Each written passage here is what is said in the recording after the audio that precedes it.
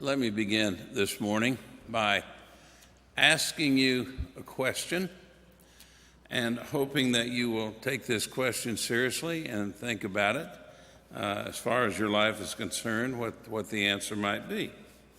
The question is this: what is it that you cannot live without? What is it that you think gives your life its greatest joy and meaning?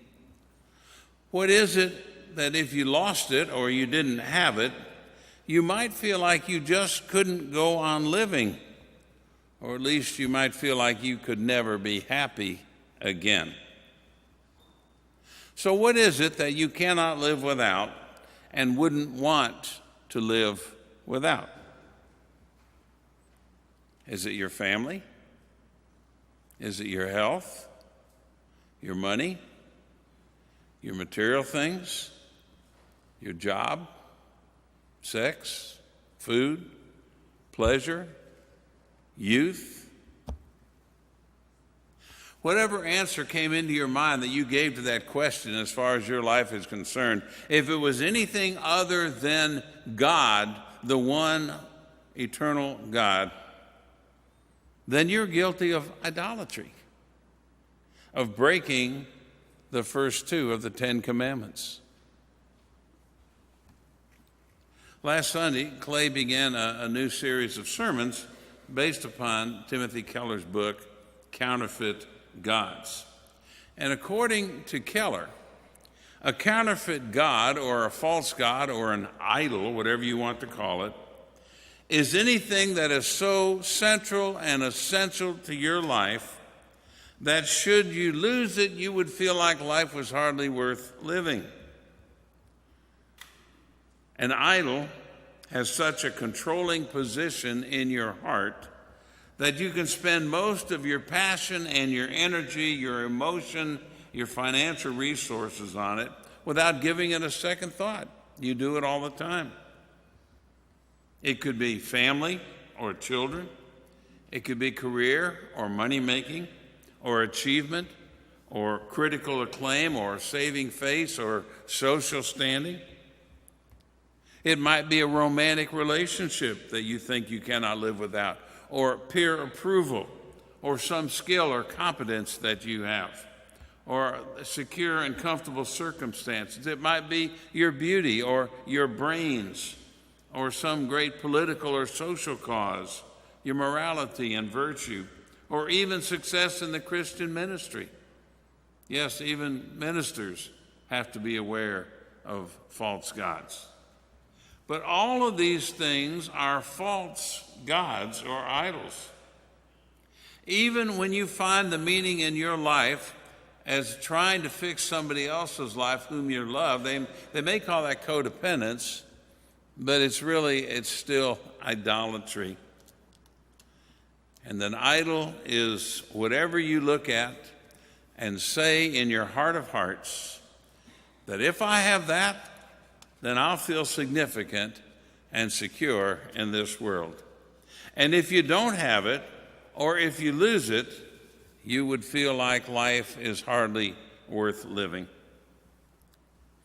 Now, last Sunday, Clay began this series by talking about the story we find in Genesis about Moses and the people of Israel wandering in the wilderness, and about the golden calf. You remember the story how Moses went up on Mount Sinai to be with God, and he was gone so long that the people grew impatient waiting for him to come back. See, they were impatient even back in those days too. But they were so impatient that they decided to create a golden calf. They melted down their gold and their jewelry, and they created a new god that they danced around and worshiped. Now, when we read that story in the book of Genesis in our self-righteousness, we're so shocked at such pagan behavior. We would never do such a thing, we think to ourselves. But don't we worship and dance around our own 21st century golden calves all the time? After being furious with the people for their idolatry and the golden calf, Moses went back up on Mount Sinai. And then he comes back down a second time with a second set of tablets. The first set he'd thrown down and broken in his anger. But on the tablets were inscribed what we know as the Ten Commandments. And what are the first two of these Ten Commandments? The first one is, I am the Lord your God who brought you out of the land of Egypt, out of the house of bondage, and you shall have no other gods before me. And the second commandment, you shall not make for yourself a graven image or the likeness of anything that is in heaven above or earth beneath or in the water under the earth. In other words, no counterfeit gods, only worship the one true God. Now, is there anybody here this morning who hasn't broken those first two commandments? If you were to turn in your Bible to Paul's letter to the Romans, and if you'd like, I invite you to do so, chapter 1, beginning with verse 18, we would read the following passage. And I have to tell you, this to me is one of those more difficult passages that when we're trying to read the Bible and we come across a passage like this, it's hard to read, it's hard to get through. Sometimes it's even hard to understand. But here's what Paul says in Romans chapter 1. He says, for the wrath of God is revealed from heaven against all ungodliness and wickedness of those who by their wickedness suppress the truth. For what can be known about God is plain to them because God has shown it to them. Ever since the creation of the world, his eternal power and divine nature, invisible though they are, have been understood and seen through the things he has made. That's another way of saying that the laws of God, the moral codes of God, are written upon our hearts when we were born. Whether we ever go to church or Sunday school or anybody teaches us about Jesus ever, you still have the laws of God written upon your heart. So he goes on to say, so they are without excuse, for though they know God, they did not honor him as God or give thanks to him, but they became futile in their thinking and their senseless minds were darkened. And here comes the main part I want you to hear. Claiming to be wise, they became fools, and they exchanged the glory of the immortal God for images resembling a mortal human being or birds or four-footed animals or reptiles. So here we go. Let me read it again. Claiming to be wise, they became fools, and they exchanged the glory of the immortal God for images resembling mortal human beings or birds or four-footed animals or reptiles. He goes on to say, therefore God gave them up in the lusts of their hearts to impurity, to the degrading of their bodies among themselves, because they exchanged the truth about God for a lie, and they worshiped and served the creature rather than the Creator, who is blessed forever. They worshiped the creation or the things of creation rather than the Creator. So to what degree have we been guilty of doing the same thing, of worshiping what's in God's creation, the things of this world, rather than focusing first and foremost on the Creator? I would think that you would be shocked if you came in here to worship some Sunday morning and you looked out front and you discovered that the communion table with all the trays had been removed, and in its place was a brand new Mercedes convertible, or an expensive bottle of perfume, or a bottle of wine, or maybe a pile of money, or a stack of gold bars. And what if you walked around the church and you discovered that all the pictures of Jesus had been taken down and had been replaced with pictures of Warren Buffett, Boone Pickens, Mark Zuckerberg, George Clooney, Johnny Depp, Taylor Swift, whoever else you like? Doesn't that idea just kind of shock you? We'd never do that here on Sundays, would we? But don't we do it the other 6 days of the week? The lives of the rich and famous. Who wants to be a millionaire? how to win the lottery. This and so much more we worship every day at our home idol, that little box, or maybe it's a wide screen, we call television. You know, the ancient Greeks and Romans used to have all kinds of gods they worshiped that lived up on Mount Olympus. There was Aphrodite, the goddess of beauty, Ares, the god of war, Artemis, the god of fertility and wealth, Bacchus or Dionysius, the god of wine, revelry, and drunkenness, Eros, the god of physical attraction and sensual indulgence, Pistis, the god of materialism, and Narcissus, the god of self. Now, can you tell me that 21st century people don't still worship those ancient Greek and Roman gods?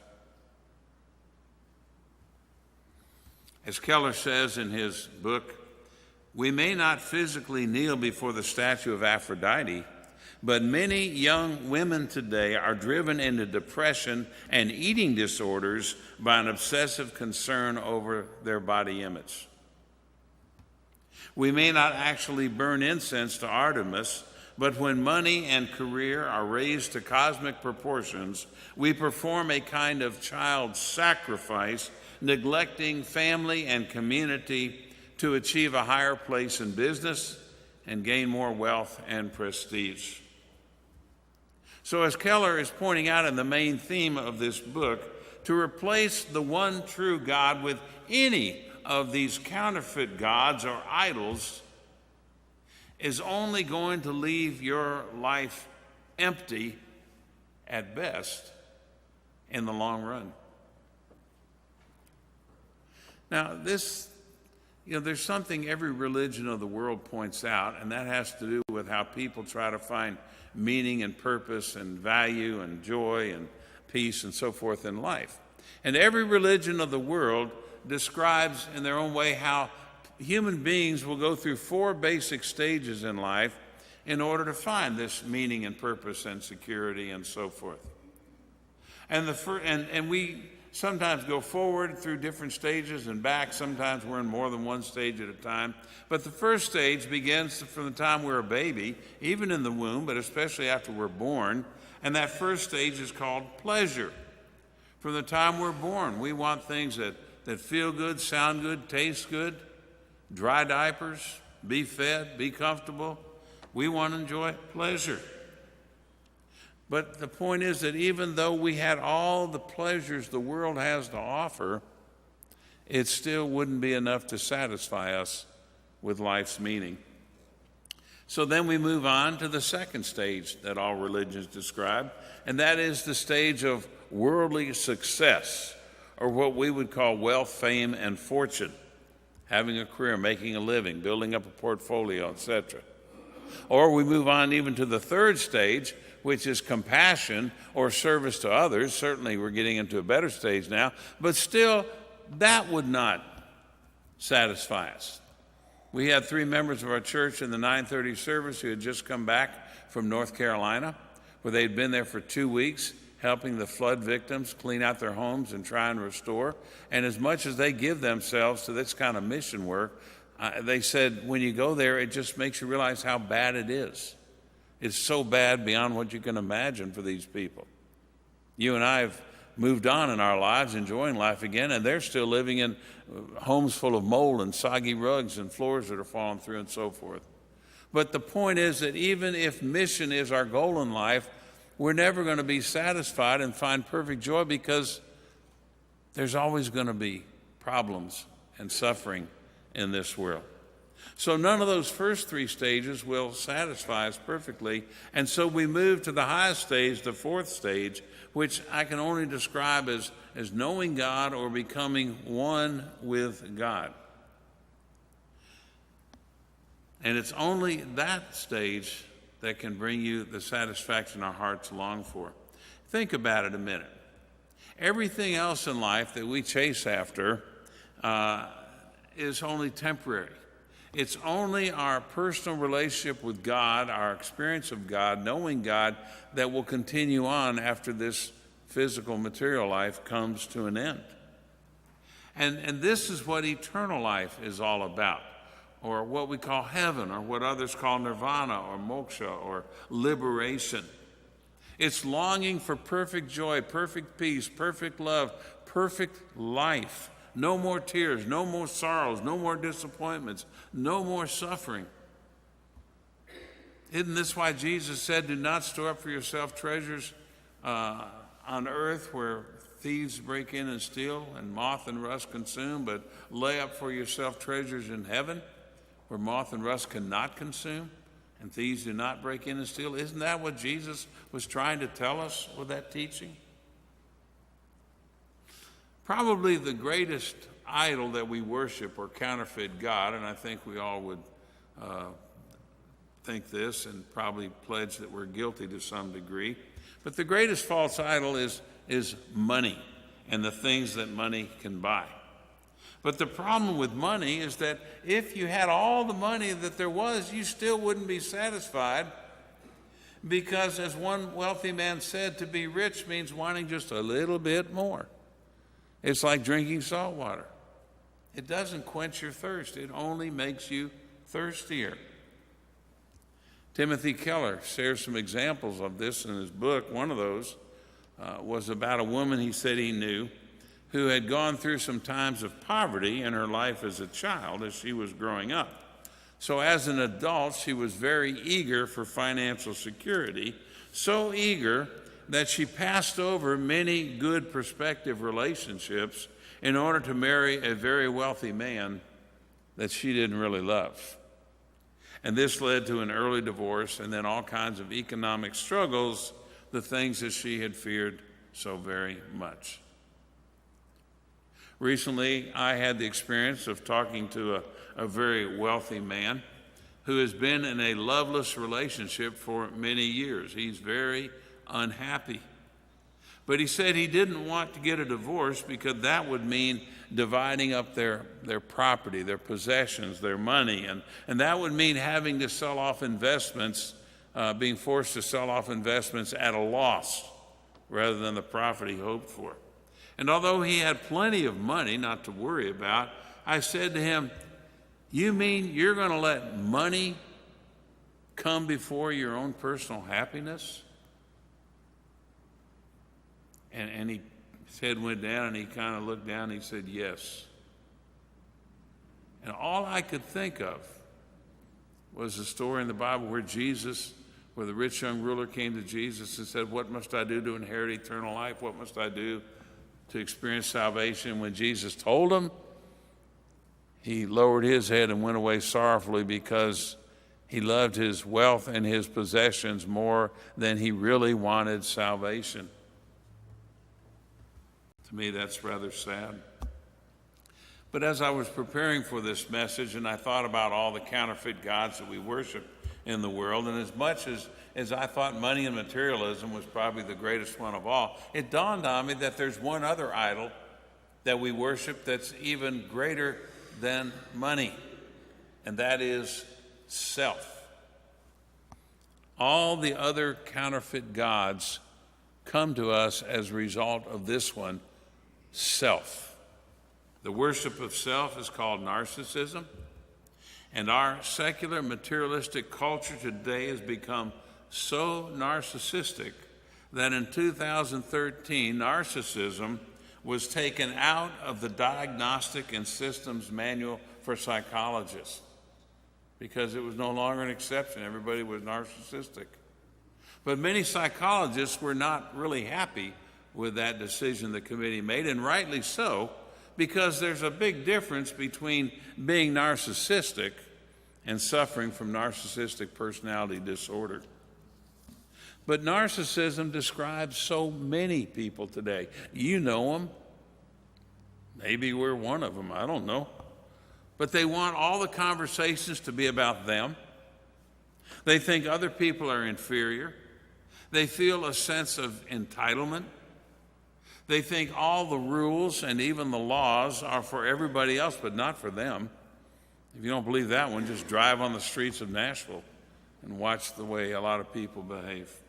The point is that worshiping oneself is the number one counterfeit god or idol that leads to all the others. And narcissistic people can never be happy or at peace in the long run. No wonder Jesus said, the only criteria, he said, if you want to be my disciple and follow me, the only thing you have to do is deny self. Overcome this narcissistic worship of self. Now, I want to ask you something. And this is so greatly important to me, and I just hope that I can convey what I'm trying to ask.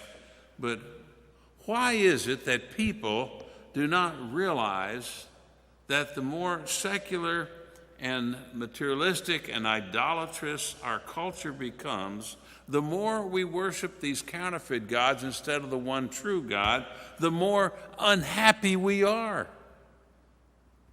Don't people get it? That's because an idol or a counterfeit god is something that you think can give you what only the one true God can give you. Even if you love your children to death, if you think they can bring you all the joy in the world, you're not only going to be disappointed, but you're probably going to mess up your kid's life by making them a false god. So we call it counterfeit gods. And because our society is so involved into this kind of idolatry, people today are stressed out, exhausted, frustrated as they try to outdo everybody else in worshiping these idols. People lack patience today. People don't have any real sense of inner peace today. There's so much hostility and lack of civility in our culture today. There seems to be such a great degree of anger just simmering beneath the surface, ready to explode. We've certainly seen that in this presidential election campaign. You also can see it in road rage and in so many people out there shooting each other in our society today. There's more depression and suicide now than ever. The suicide rate was 24% higher in 2014 than it was in 1999. And it has continued to grow at 2% a year. Don't we get it? If God isn't at the top of our list of what we cannot live without, things are going to continue to go downhill, and we will never be happy or content or at peace in this world. So one last thing I want you to think about. When God gave Moses those first two commandments, you shall have no other gods before me, and you shall not make any graven images, God wasn't doing that because God has some major ego and was trying to turn all the attention on himself.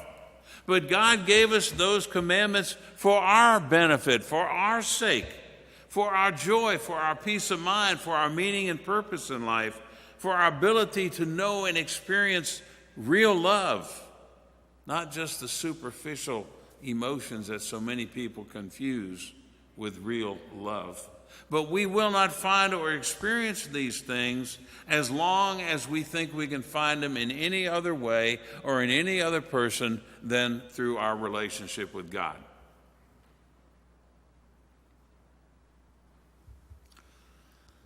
So the next time somebody asks you, what is it that you can't live without? What will you say?